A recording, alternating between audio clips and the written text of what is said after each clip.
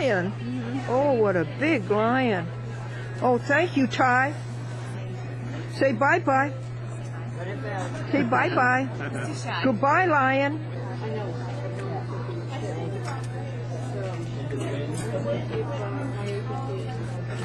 to the judge something like this: Sir, the jury takes an oath to aid and to oppose the Constitution.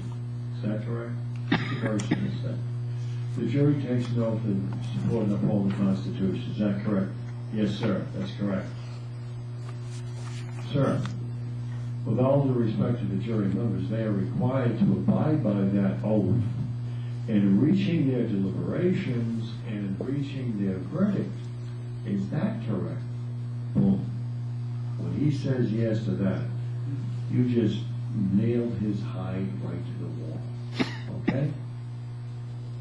No judge is going to say no to that. He can't.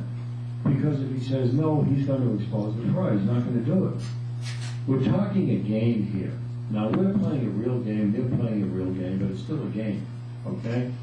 We want to win the game for the benefit of ourselves, our group, and our nation. And the only way we can do it is to do it. We can't talk about it. I mean, a lot of people talk about things. We do things. Talking is great. There's nothing wrong with talking. Talking informs people, but then you have to take action to back up your talk. Okay, very important. Now, Margie was foreman of the grand jury, and there are some other positions here that affect the jury that she's going to talk about. But let me just give you a couple of examples before we get into that. In a voir dire situation, you've got all these potential jury members here, okay? Now, I'm a constitutionalist. If I'm on trial, I want a well-informed jury of my peers, just as we discussed earlier, and so do you guys, okay? So what am I going to say to the jury members? I'm going to say something like this. Right here, how many of you are about the Constitution stuff here? If one hand goes up, they're all dismissed. All of them. Why? Okay? You can have grand parade challenges, yes, that's true, but you can also dismiss for cause. Okay? For cause. Remember, you are guaranteed due process of law. Right? And under due process of law, one of the many considerations is a jury of your peers. If you can't get a jury of your peers, you don't have due process of law. If you don't have due process of law, that court has no jurisdiction. And when a court has no jurisdiction, the case must be dismissed, period. Okay? There are technical games you can play ad infinitum. All right? But once you do 4, 5, or 6, they've had enough. They want to get rid of you. Margie's going to and get rid of you in the right way, not the wrong way. Well, rule or regulation is ever capable of being a higher authority than the Constitution. And that means the judge, too. Because the judge is going to do everything he can to steer your case. If you're a defendant against some state-imposed charges, he's going to do everything he can to convince the jury that the only thing that they can decide upon is whether or not you broke law X, Y, Z. The judge really has no lawful authority to do that. The judge's job is to be an impartial administrator. His job is to maintain the quorum of the court. That's his job. And to see that things flow smoothly. His job is not to dictate to the jury what they can and cannot see, not to filter and restrict and limit your evidence, and certainly not to narrow the jury's ability to make a decision of conscience pertaining to your case. The judges don't like it when you bring this up, but you have every right to let the jury know that they are, when they're in panel as a jury, they are the highest authority in the land at that point in terms of law. Not the judge, the jury. And if they have a right to judge the law as well as the circumstance, and if the law doesn't appear to fit the circumstances at hand, they can set aside, find you innocent. Okay? You have a right to tell them that. The judge is going to squawk, but if he does, and you say, "Excuse me, sir, I do understand that you are assuming my fundamental rights, and my right certainly to a certain industry is aware of all concepts of due process of law. Am I understand that, sir? It's going to be a little uncomfortable, whatever, depending on the circumstances. And that's when you live in the United States. And I know that. I'm well aware of that. That's limitation, however. And I can challenge each of the cause. Well, I have the right to review that. You have the right to review, but I have the right to impose and enforce my constitutional guaranteed rights to due process of law.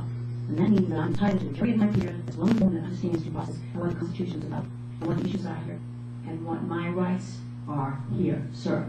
And if you can't seat a jury of my peers, then you cannot give me a Constitution competent trial pursuant to due process law. Fine.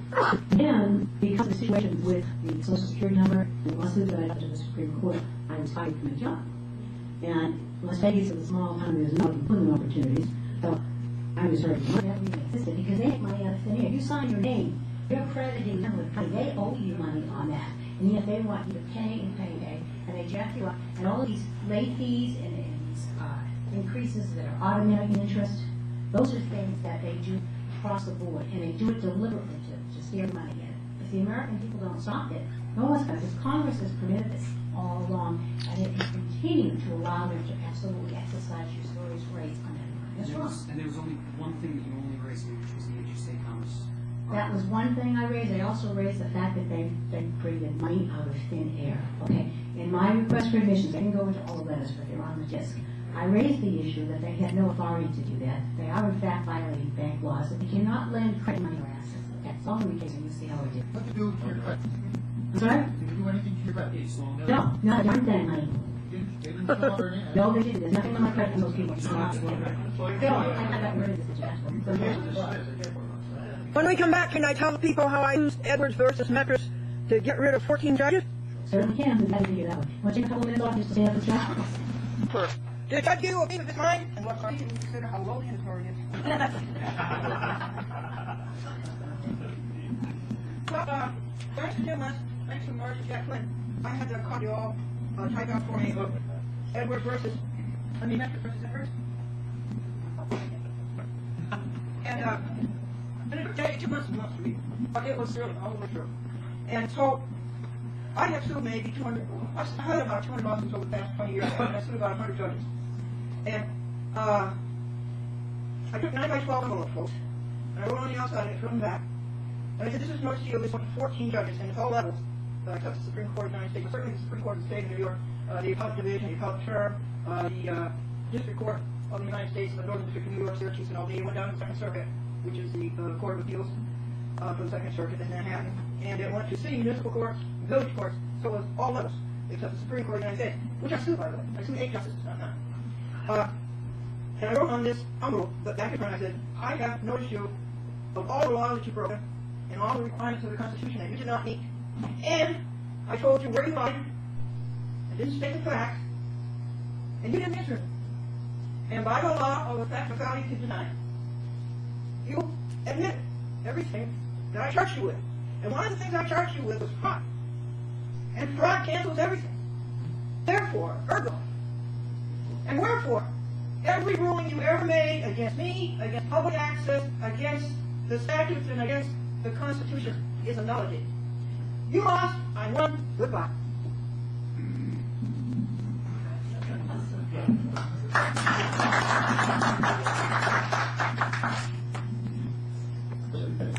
Now let me get into the position because it's very important between me and the defendant being pleasant. And I'll just highlight it again. As a defendant, you're challenging the system. But when a defendant wins, the defendant wins alone. A class of people has not won. The defendant has won. Now, if a class of people is brave enough, courageous enough, smart enough to take that win by that defendant and apply a broad scale, then a whole class of people can win as that defendant won. This is what we would like people to do, using Margie's case as an example. Some people are using Margie's case and other cases, all right? However, when one approaches it as a plaintiff, and the plaintiff wins against government, guess what? The whole society is changed by that win, okay? So this is when the government, as I said earlier, gets entrenched, encircles the wagons, and is willing to oppose you as much as it possibly can. Now I want to talk about, time permitting, the Tom Highland situation, the Tom Hewlett situation, and Margie's case, And tomorrow afternoon, we'll get into the mock trials, which I hope will be very interesting. We already have a couple of people who want to participate in that. Anyone who wants to participate in the mock trials, let us, or Gordon, or Tim, or Jim, or Kevin, anyone, let any of us know who wants to participate. And as many people as possible should attempt to participate.